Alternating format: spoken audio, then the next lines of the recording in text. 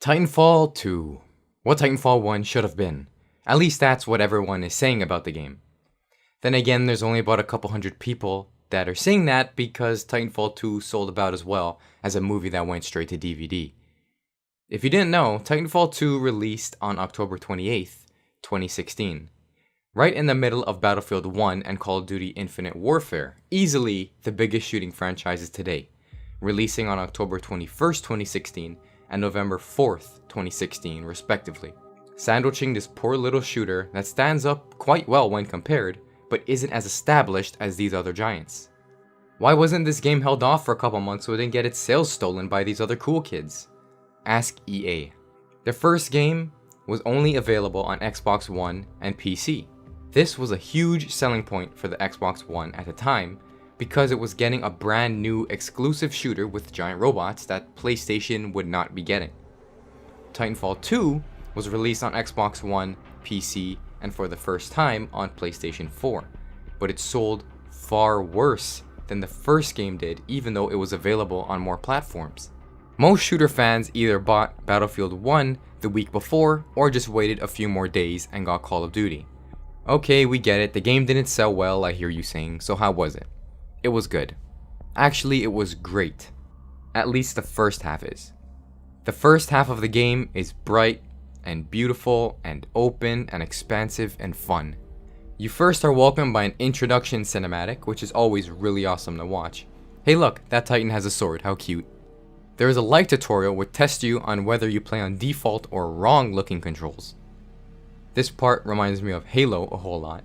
Then you are greeted with a movement tutorial, and then a shooting tutorial, which reminds me of Call of Duty a whole lot. You start the game, but you are not a pilot. What that means is that you are not given a giant robot of your own, but you're just a foot soldier. You're then wounded in battle, and are protected by a pilot and his Titan. That pilot eventually dies, but before he does this, he transfers ownership of his Titan to you. Congrats. Transfer authorization to new pilot. After getting the Titan up and running again, you are then tasked to finish the dead guy's mission, which is to go somewhere and do some things.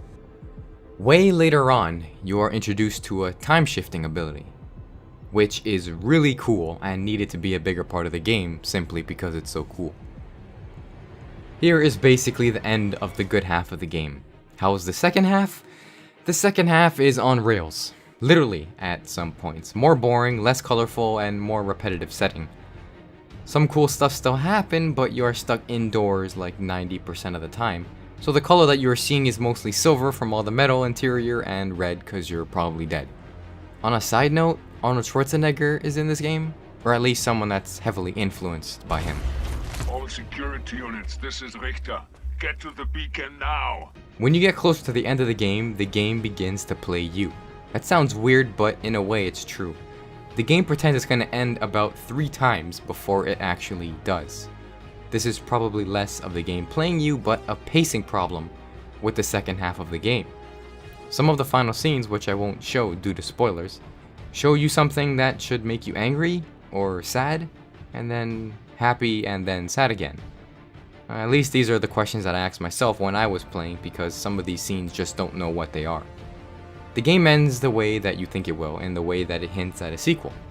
Of course, which all forms of media are doing it, so it must be cool, right? Well, it's cool when you make the game awesome and then it ends and continues that awesomeness to tease the next game. But like I said, the first half of the game is far superior to the second half. The gameplay itself is phenomenal. The game holds a solid frames per second and doesn't stutter at all that I could see. The variation of weapons are great. Every gun is different and fun to use. Even the Titans have new abilities ranging from sword and shotgun to a rocket launcher and a sniper variant. Controlling the Titan is just as fun as being on the ground as a pilot. I actually hear some people argue that the game forces you to be in a Titan at some point when they would rather be running around on the ground. The game does do that, but it's confident enough to know that the Titan gameplay is fun that you wouldn't mind being in a Titan at any time. At least I didn't. A few times you and your Titan are separated, so you have to run on the ground. But what if you prefer to be in a Titan? Is that something that you complain about in that situation? I wasn't going to talk about multiplayer since it's so much like the first game, but I might as well talk about it a bit. Like I said, it is like the first one, which was great, with added features like you would expect. The multiplayer, apart from having player versus player, also has these computer enemies which they call grunts. They're basically just super weak soldiers that make you feel good if you are having trouble killing a real player. They can be distracting and annoying, but whatever, that's not much of a big deal at all. The movement is the same as the campaign, with wall running, double jumping, and you can even reload while doing both of those things. I said it before and I'll say it again. Any game that has similar features to this one, like Black Ops 3, does not do it nearly as well as Titanfall does. Since the first game, I've been saying it feels like drugs when playing it.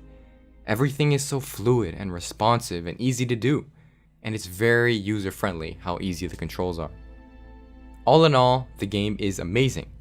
This is Respawn Entertainment's first time making a game with a campaign, so a lot of experimentation was done, and I can understand that. I believe that Microsoft should have bought the property or something to make it an Xbox exclusive while they could, and treat the property with better care than EA did. Releasing the game as an Xbox exclusive in spring 2017 would have been a much smarter idea. But those are just my thoughts, and I'm just thinking out loud.